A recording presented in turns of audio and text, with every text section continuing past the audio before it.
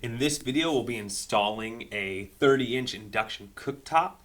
The first thing you want to do is turn off the power, the main power to your house. Make sure you turn on the stove, just make sure it's off. And underneath this cooktop, you can see I have the electrical box here. And I'm just disconnecting everything.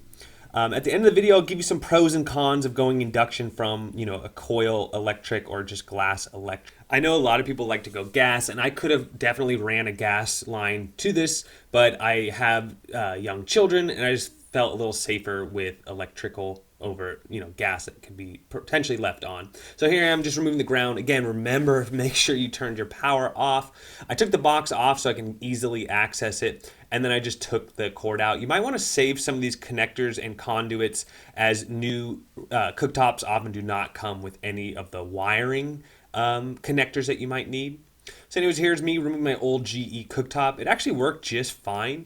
Well, actually not really. Some of the burners were kind of going out and it was getting old. We're also going to be changing out the range, but I did that. I didn't really record all that. At this step, I'm just kind of cleaning around. Now, definitely I measured this opening before I bought my cooktop, but that's a good thing for you all to do is measure the opening, make sure your new cooktop will fit. Otherwise, you might have to hire a contractor. Here I am with my new cooktop. I went with the Frigidaire Gallery, and it's 4 burners. This is the one with the white detail on it. They have 2 versions that are black, and one just looks slightly different than the other. You can see underneath the unit there's a couple of fans.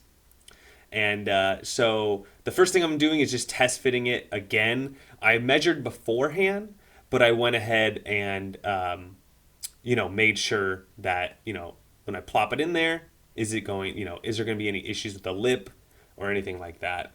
And the wife approves. And now here you can see in the lower left-hand corner of your screen, you have to align that with a small screw hole. Those are the mounts that actually hold the cooktop in. Each cooktop will be a little different, but just, move it around, adjust these brackets until you get it exactly where you want it. It definitely helps if you have a person to help you. The main point of this, this still took a couple hours, just so you know. But, between the wiring and the mount and getting it perfectly fitted and removing the old one can take some time. Now back to the wiring. My house power was still off at the breaker box. And I turned red to red, black to black. And then here it said to ground the ground to the actual box. So I went downstairs, I found some ground wire, and what I'm going to do next is mount the electrical box back onto the wall, and then run a ground cable to the white and green cable. So the white, green, and ground will all make contact. You can see in this photo right now, or this video, that the white and green cable are disconnected still. So it'll go white, green, and ground. So I have that all kind of screwed in temporarily. You can see the ground wire there. Tuck in the other wires, and then I'm just adding my last ground here and putting on the conduit. Then I'll tuck it in, put the cover back on, and then I put another mounting point there so all the wiring was not didn't have any pressure on it. It was free flowing and nothing's gonna get pulled out. So that's it, and there you go. I also installed the hood while I was at it, and so you are now seeing the hood as well. And that's it. Job done.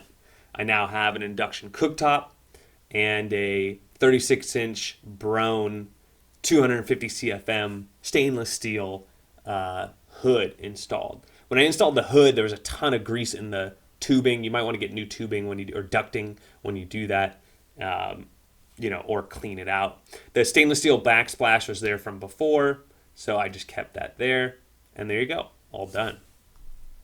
Now for the pros and cons of induction, why I spent all the extra money on induction, and also be wary. When I bought this, I didn't realize that a lot of the pots and pans that I previously owned, like for example, there's a green pan on the left side of my counter there, that no longer works. You have to get pans that you could stick a magnet to. Now green pan and all clad, which are very high-end pans, do have certain series that do work with induction, but for me, it is requiring me to buy some new cookware, so I have to sell my old ones and buy some new ones. That being said, induction is more electrical friendly as far as energy usage. It also cooks much faster than traditional electricity does. It's harder to clean though. You need to be a little bit more careful around the glass top. You don't want to use anything abrasive on it. It could scratch or mess up the elements. But I felt that the pros outweighed the cons. But keep that in mind when you're debating in upgrading. The other thing being the price. These are often double the price of a traditional electric cooktop. So there you have it, YouTube. There's the installation. I hope you enjoyed the video. Don't forget to like and subscribe, and we'll catch you on the next one.